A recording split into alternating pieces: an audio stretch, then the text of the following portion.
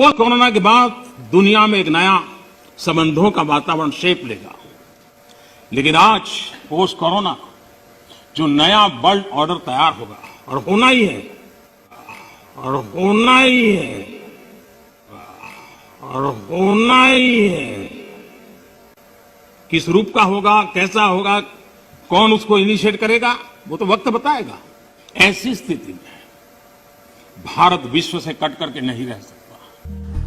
नरेंद्र मोदी ने इस स्पीच में कहा है कि न्यू वर्ल्ड ऑर्डर ने कब आकार लिया था। अगर आपको ये पूरी स्पीच सुननी है तो नीचे डिस्क्रिप्शन में मैं इसकी लिंक डाल दूंगा। आपसे रिक्वेस्ट है कि एक बार आप उसे जरूर देखें। नरेंद्र मोदी ने पार्लियामेंट में जो स्पीच दी है उसमें उन्होंने आगे कहा, वर्ल्ड वॉर 2 के बाद पूरी दुनिया में शांति लाने के लिए यूनाइटेड नेशंस को बनाया गया। यूनाइटेड नेशन के बनने के बाद सब देशों की सैन्य शक्ति पहले से बढ़ गई। यहाँ मैं आपको बता दूं कि छोटे छोटे देश थे, उनको दुनिया के इलिट्स क्लास लोग या कह लो कि सीक्रेट सोसाइटीज ने उनकी सैन्य शक्ति बढ़ाने के लिए कर्जे दिए और फिर ऐसे देश पर ये लोग हुक्म चलाने लगे। आगे जाके फिर से नरेंद्र मोदी ने बताया कि कोरोना महामारी खत्म होने के बाद न्यू वर्ल्ड ऑर्डर लागू होना ही है। कौन उसे इनिशिएट करेगा ये तो वक्त ही बताएगा। ऐसी स्थिति में भारत विश्व से कट के नहीं रह सकता। यानी मेरे दोस्तों, भारत न्यू वर्ल्ड ऑर्डर में शामिल हो चुका है। अब लग रहा है कि पिछले सालों में भारत में जो भी कुछ हो रहा है सब न्यू वर्ल्ड ऑर्डर का हिस्सा है। नरेंद्र मोदी ने जो बड़ी बड़ी ताकतों का जिक्र किया है, ये वही ताकत है जो अब भारत देश के ऊपर रूल कर रही है। सेकंड वर्ल्ड वॉर के बाद यूएन की रचना की गई ताकि पूरी दुनिया में शांति और अमन चैन हो। लेकिन सच बात यह है कि यूएन की रचना जॉन डी रॉकफेलर के घर में की गई थी। रॉकफेलर ने यूएन को बनाया था और उसे फंड किया था। यूएन का जो बिल्डिंग था वो जमीन भी रॉकफेलर फैमिली ने दी थी। और आप सब जानते हैं कि रॉकफेलर फैमिली इल्यूमिनाटी की 13 ब्लड लाइन में से एक है। यही लोग इसराइल को वर्ल्ड मैप पर वापस लाए और आज इसराइल को इतना मजबूत कर दिया कि वो पूरी दुनिया के देशों को,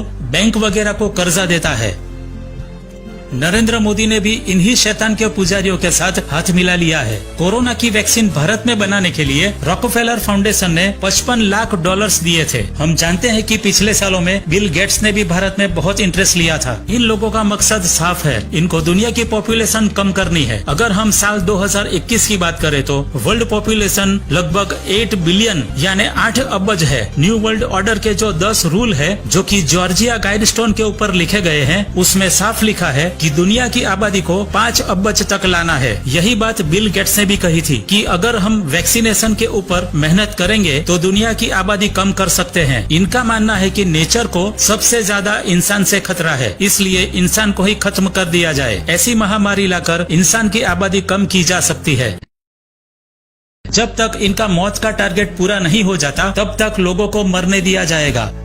सीक्रेट सोसाइटीज ने पूरी तरह कब्जा कर लिया है और अब ये लोग भारत देश के ऊपर राज कर रहे हैं। Doctor Reema Laibo natural solution foundation की मेडिकल डायरेक्टर है। उन्होंने भी कहा था कि एक महामारी आएगी और दुनिया में बहुत लोग मारे जाएंगे। इन लोगों का एजेंडा 21 पूरा होता नजर आ रहा है। लोगों से आजादी छीन ली गई है, आम जनता के ऊपर जबरदस्ती की जा रही है, नए नए नियम बनाकर जबरन अमल कराया जा रहा है, पूरी तरह से माइंड कंट्रोल किया जा रहा है। न्यू वर्ल्ड ऑर्डर के दरमियान पूरी दुनिया पर अमल चलाने वाला एक ही लीडर होगा और वो होगा एंटी क्राइस्ट, जो पहले बहुत अच्छा बनेगा, लोगों को अपने वश में करेगा और फिर अपने कंट्रोल में लेगा। अब पहले जैसी स्थिति वापस नहीं होगी। हमें ऐसे ही डरा धमका कर रखा जाएगा। हमें जबरन इन शैतान के पुजारियों की मर्जी के मुताबिक चलना होगा। ये लोग जब कहेंगे तब हमें अपने घरों में कैद होना पड़ेगा और जब कहेंगे हमें इंजेक्शन लगवाना पड़ेगा। ये कोई नई शुरुआत नहीं है, ये बहुत पहले से दुनिया में हो रहा है। अब भारत में खुलेआम इसके ऊपर अमल किया जाएगा और कोई कुछ नहीं कर पाएगा।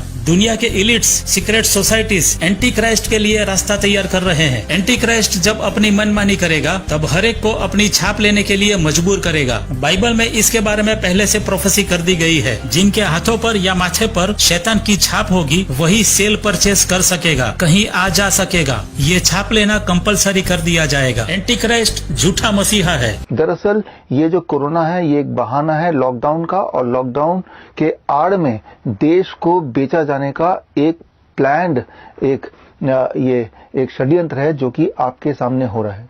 ये सारे षड्यंत्र मैं आपको पहले से ही बताता आया हूं, लेकिन जब मैंने YouTube के माध्यम से, Facebook के माध्यम से, ट्विटर के माध्यम से, इंस्टाग्राम के माध्यम से आप तक पहुंचने की कोशिश की, तब मेरे वीडियोस या तो डिलीट हो जाते या पूरा चैनल ही ब्लॉक हो जाता।